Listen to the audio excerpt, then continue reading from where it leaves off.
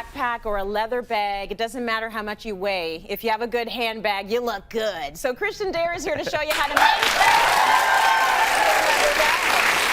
It's one of those things that will never go to style, but if you are getting and purchasing a leather handbag or a clutch or a backpack, you want to make sure that you've got it for a long time. Yeah, exactly. I mean, these are investment pieces. No matter what price you pay, I feel if you buy a good leather quality handbag and take care of it, it's an investment. You'll have it for a long time. Yes. So I've got a couple tips and tricks on what you can do to maintain that bag. Okay. So the first thing is, did you know the average woman's handbag weighs 7 pounds? It's a lot. We have a lot of stuff in there, Because guys. there's wallets and gloves and glass cases and makeup and snacks for kids and hot sauce. There's hot sauce. Yes. Right? It's what's that? There's Play-Doh, umbrellas. Right? And I get it. You need to be prepared for all situations. Yes. Yeah. But maybe once a week, try emptying it out for things you don't need in your handbag anymore, because it's not only bad for your back, it will stretch out the handles of the bag. Oh. And it'll stretch out the body of the bag, because leather is a living material. It'll stretch out. So it won't last as long.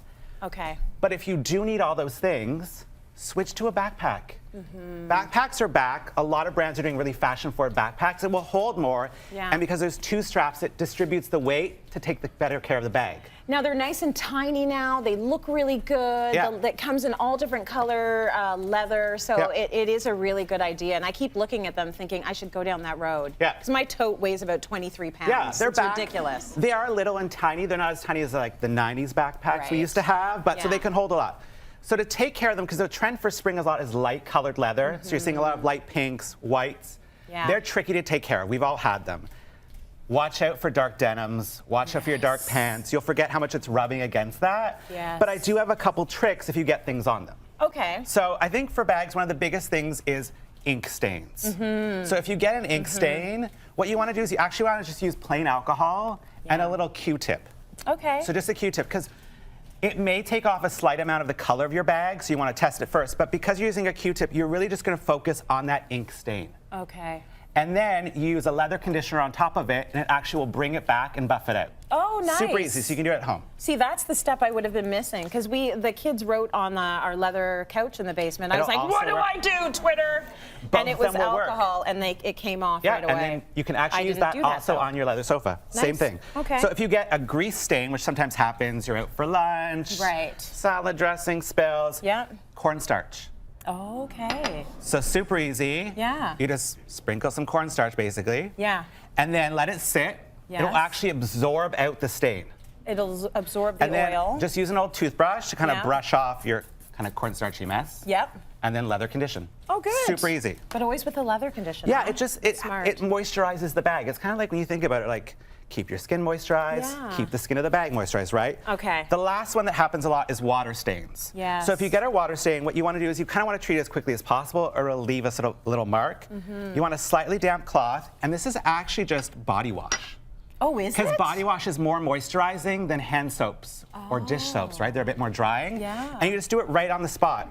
Okay. So just apply it right to the spot, rinse it off, and then dry it, and just let it set, basically. Oh, nice. So it'll dry off.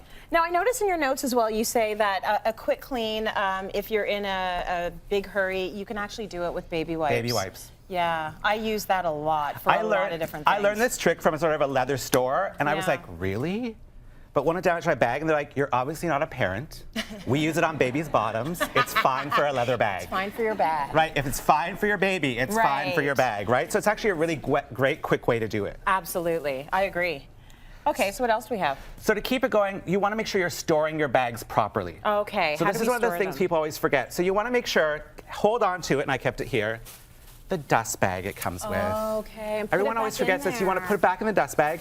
And I know whenever I bought a bag, they're like, do you want me to take out the stuffing? Keep the stuffing. Really? Because what you want to do is you actually want to restuff your bag before you store it for this season. What about if you, like, can you do just newspaper? You can do just newspaper. The only thing with newspaper is if you've got a light colored bag, the newsprint may get onto your bag. Got it. So any sort of packing paper will work if you don't have it. Tissue paper will work also. Okay. You just want to make sure that you're storing it sort of in a cool, but not too cold, dry area. Okay. So like if you store it in the basement, it might get mildew. You store it in the attic, it might dry out. Yes. So it's just something you want to avoid. And then always put it in the dust bag because then it will keep it longer. It just lasts much longer. Okay, and also you say don't stack them because this is my bags at home. Oh yeah, don't stack them.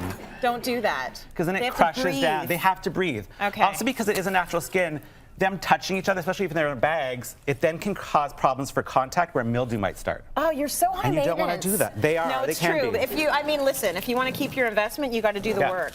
Finally, and so important, tell them about that. So these silica packets always come. They come in shoes, they come in handbags, they come in anything leather. Yeah. You're supposed to keep them. I had no idea. I know everyone tosses them out. Throw them out. Put them in your bag when you go to store it because silica will actually absorb any moisture that's kicking around in your bag. That's the whole point of That's the whole point. And I always like, if I keep this around, like, and the dog eats it, he'll die. So I throw them out. I know we're not supposed to eat them. You're not supposed to eat it. Maybe keep it high up. Yeah, so keep it high up. Yeah. Okay. Well, so that's keep why it dry. I've been throwing them out. And then I think the last tip that a lot of people forget Yeah. is you can take your bags to be repaired. Yes, absolutely. So definitely you can take it to a shoe place. A lot of retailers will actually take the bags back for you and repair it for you. They'll ship it out to their factory and ship it back to you as part of the service to maintain your bag.